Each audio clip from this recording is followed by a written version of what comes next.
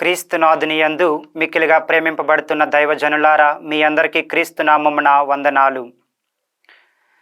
విశ్వాసం, నమ్మిక, ఆశ అనే గుణాలు మనలను నిరాశలోనికి పోనివ్వవు. విశ్వాసం, ఆశ అనే గుణాల ద్వారా మన జీవితంలో మంచిగా ఆలోచింపజేస్తాయి.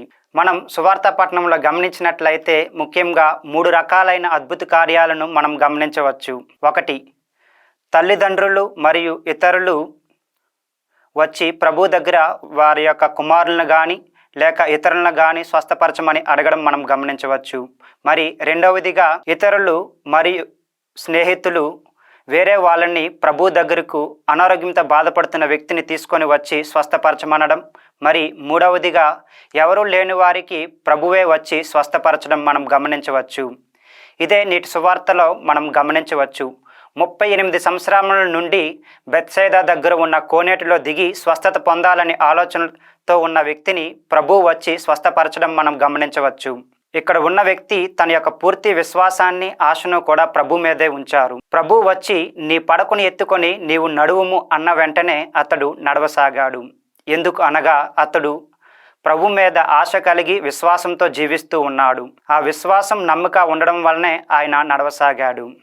మరి మనం ఇక్కడ అర్థం చేసుకోవాల్సిన విషయాలు: ప్రభు ద్వారానే అద్భుతం పొందాలి, ప్రభు ద్వారానే స్వస్థత పొందాలి, ప్రభు మాట ప్రకారమే ముందుకు సాగాడు. మరి నీవు నేను ఏ విధంగా ఉంటున్నాం? ఆత్మ పరిశీలన చేసుకోవాలి. మరి ఆశ, విశ్వాసం, నమ్మిక కలిగి మన జీవితంలో ముందుకు సాగుతూ ఉన్నామా? రోమీయులకు రాసిన లేఖ 12వ అధ్యాయము 12వ వచనము: నిరీక్షణ యందు ఆనందింపుడు, కష్టముల యందు ఓర్పు వహింపుడు. మరి ఈ 2 గుణాలు కూడా నేటి బెత్సైదా దగ్గర ఉన్న అనారోగ్యంతో బాధపడుతున్న వ్యక్తి జీవితంలో మనం చూడవచ్చు. కనుక ప్రియమైన సహోదరి సహోదరులారా, మన వ్యక్తిగత జీవితాలను ఆత్మ పరిశీలన చేసుకోవాలి. విశ్వాసం, నమ్మిక, ఆశ అనే గుణాలను కలిగి మన జీవితంలో ముందుకు సాగుతూ ఉన్నామా? లేదా విశ్వాసం, ఆశ, నమ్మిక కోల్పోయి నిరాశ, నిస్పృహలోనికి మనం దిగజారుతూ ఉన్నామా?